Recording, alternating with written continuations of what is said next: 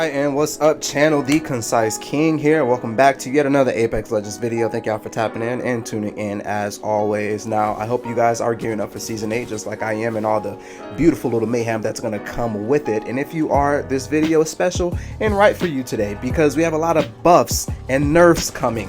Necessarily so, long awaited, that needed to happen in these last couple seasons for a few legends. But more in particular today, we have a few buffs coming for Wattson. And that's why I wanted to tap in and name this video, What's Wattson's Freaking Fun Factor? No, it's not titled What's Wattson's Freaking Fun Factor, although I probably should have named it that because that's how frustrated I am. But anyway, what is her fun factor?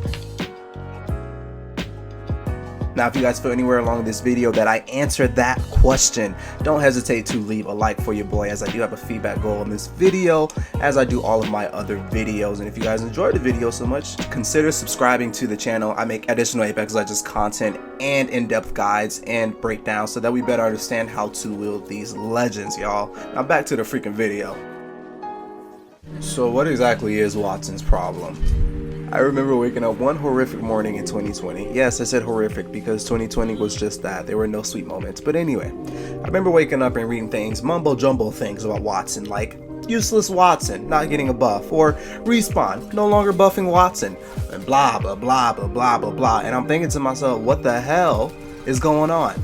I legit just saw her in the latest ALGS on almost every competitive team. What do you mean she's useless? To which I was correct. She was on almost every team during that circuit. However, this question I pose, what's her fun factor? It actually comes with a bit of confliction, guys. So even though a lot of the Apex Legends community deems Wattson to be a weak legend and a not so fun legend, whatever you like to call her pick rate and her win rate actually suggests otherwise. Lead game designer Daniel Klein at EA Respawn says that she's fallen off from her near negative 100% pick rate when responding to the claims of Wattson is a useless legend.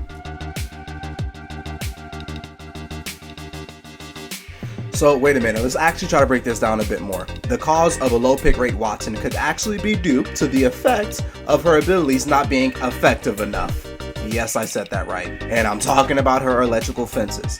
Now, before we talk about those abilities, because there's just a lot to point out with those, let's just actually point out that the casual player, the player who's not able to grind it out as much as all the other players are, who actually wants to get on it, get a little better, work on their 1v1s, they're actually looking for engagements. They can't find that kind of fun casual play in such a defensive legend as Wattson.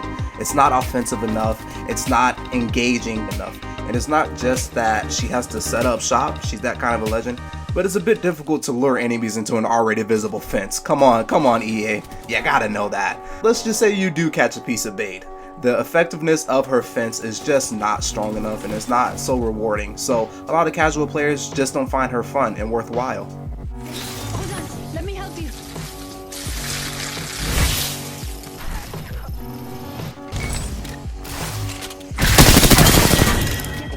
Now her win rate, on the other hand, is what makes to buff Wattson or to not buff Wattson such the conversation that is at the center of attention. Now, say you have a really nice team on your hands, you know, an excellent pubs, lobby, whatever game you're playing, just excellent rotation you guys are getting off, you're holding down your fights, maybe you got some comms, that little icing on the cake.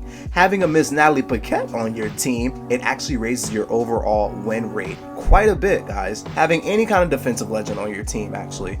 Now, just like all the other defensive legends, the static defender herself is most useful locking down a building, owning some kind of territory, and with her excellent use of her passive, Spark of Genius, and her interception pylon, she has the potential to practically make any building inaccessible and very, very hard to infiltrate. Yes, I am talking about those electrical fences for days.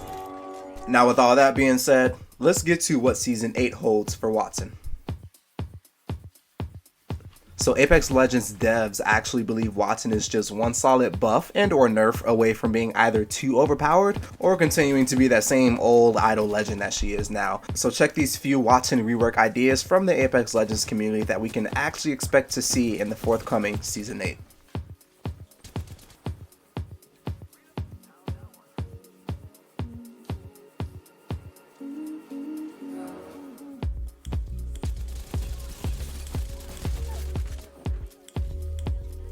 Now, I must say, I'm looking forward to all of these, but the one I'm really looking forward to is her tactical perimeter security, the new functionality, the option of being able to manually deactivate and activate your fences. I think it brings more of a competitive niche to Wattson, right? She can set up a fence going into a fight, have it deactivated to play more of a discreet level. It'll cause your enemies to not even know how they want to gauge this fight. It'll make them think twice because they just don't know if that building is fortified. They don't know if there's a fence right around that corner that they're about to cut. And with that being said, the rework ideas I do like. I don't know if they are completely set in stone, but we did get some feedback from Daniel Klein, who actually took interest into the tactical perimeter security new functionality. He goes on to even mention that it might be a nice balance because Wattson can even forget that she deactivated the fence, maybe even trap herself inside of that circumference, maybe even harm herself, which actually got me thinking, if we're going to have the option to be able to activate and deactivate your fences, that could be said that friendly fire might be on in this case for Wattson, who herself could trap herself within her fence. And if I could leave you guys with just one more thing I might be excited about with this Wattson rework is the rework of her Spark of Genius. Now, her original Spark of Genius is her passive ability, which gives her her ultimate ability, her interception pylon, automatically once Wattson takes a ultimate accelerant. Now, with the rework of Spark of Genius, we are looking at a restoration of 2 shields every 5 seconds when not taking damage, in addition to the current effect. So if I read that right, if I'm comprehending that right, we're looking at a Wattson Octane kind of passive rework. Automatic healing, just how she does while using her interception pylon. I feel like if that passive does not work out, I say they up the time it takes to actually rejuvenate your shields while using her interception pylon. I think right now it is extremely slow. It's almost like taking a, I can't even say a self-revive because that's not even accurate, but using her interception pylon could just be much more quicker in my opinion. And guys, is actually all I'm going to be leaving you guys with today in this Wattson rework, reframe, breakdown, guys. Season 8 is almost here. It's almost upon us. And so I'm looking really forward to these new legends, the new legend at least, the new weapons, the new skins, some of these new buffs, and the new nerfs. Yes, I'm talking to you, Gibby. Yes, I'm talking to you, Mastiff. You guys are just doing too much. But other than that, guys, as usual, as I said at the top of the video, I do have a feedback goal on this video, about 15 likes, and if you found yourself enjoying it, do not hesitate to drop a like and or consider subscribing to the channel as I make Apex Legends content and guides. It's TheeConciseKing. I'll see you guys in the next Apex Legends video, in the next Apex Legends live stream, and of course, in the Apex Legends arena. Peace.